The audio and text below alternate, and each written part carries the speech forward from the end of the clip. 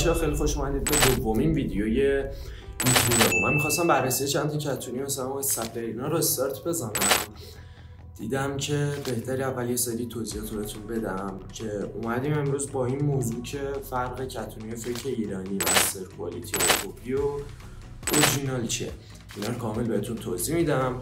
بعدش ادامه ویدیو میریم بررسی آیتم‌های مختلف. بچه‌ها واسه نمونه شما بیاید یه برند رو در نظر بگیرید مثل بالنسیاگا در کل اول یه برند اسپانیایی بوده که الان داخل فرانسه است. در کل بهش میگن فرانسوی. طول زمان اومده داخل فرانسه، پاریس اونجا داره فعالیت میکنه. این کشور وقتی یه آیتم جدید مثلا کتونی تنیکسل میده بیرون، اون ورژنی که از فرانسه میاد بیرون میشه نمونه اورجینالش از خود فرانسه میاد زیر نظر خود بالنسیاگا. اون میشه نمونه اورجینالش که مثلا قیمت زیادی داره، به تومن حساب کنیم 600 میلیون میشه. یه کشورایی اصلا مثل چین به صورت غیر قانونی، اینا اصلا هیچ مجوزی ندارن، میان یه کتونی مشابه به اون میزنن که ظاهرش کپی خودشه. یعنی برای مثال تنیکسل اورجینال بذار بغل تنیکسل های کپی یا مستر کوالیتی. اول بگم های کپی و مستر کوالیتی هیچ فرقی با هم ندارن، جفتشون رو بذاری کنار هم دیگه ظاهری شبیه همن، ولی خب به صورت کیفیت 100% اون فرق داره.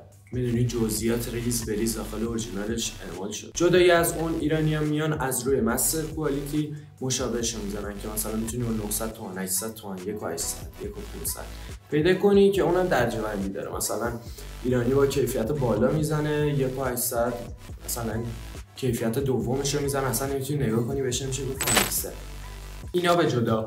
و فرقش چی شد؟ یه برند میاد محصول خودش رو بیرون میده، کشوری هست که مثلا مستر اون رو بدون مجوز و به صورت غیر قانونی مثل چین میاد اون مستر کوالیتیشو میزنه.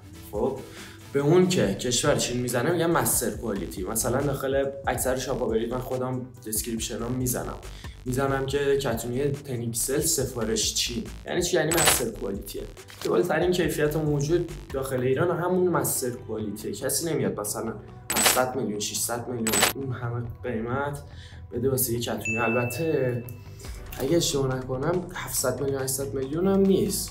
مثلا برنده مثل آدیداس میانم چه حرکتی میزنن.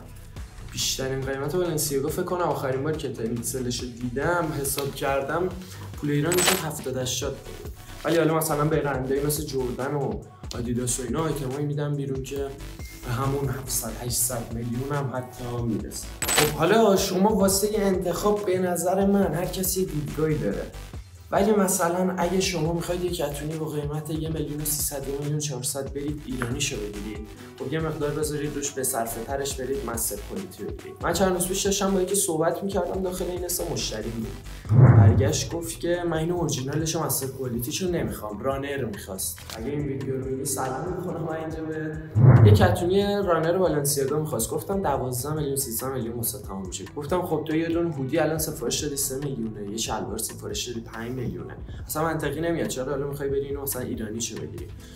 گفتش که من اینو نمیپوشم، کلا آدمی هم که داخل اسرائیلم با ایتر کتونی زیاد حال نمیکنم، ترجیح میدم مثلا بالاتنمو بیشتر برسم. اینم قراره 2-3 بار بپوشم. وقتی 2-3 بار میپوشم چرا برام چیزشو بگیرم؟ یه ایرانی میگیرم 2-3 بار میپوشم عوض میکنم.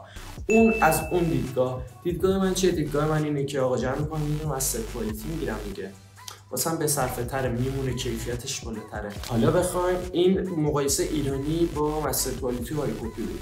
اگه بخوایم حالا اورجینالش رو با مستر کوالیتی مقایسه کنیم که اگه بودجهتون میرسه که 100% اورجینال، بگیم که حالا با قیمت بالاتر میگیری ولی مستر کوالیتی مثلا قیمتش پایین‌تر، راحت‌تری و ارزش خریدش بیشتره دیگه تا بگیم اونقدر حالا بدی اورجینال بگیریم. اگه اینکه مثلا دیگه خیلی حال کنی با اون برند، کالکشن میخوای جمع کنی، توان مالی داشته باشی و بری بگیری.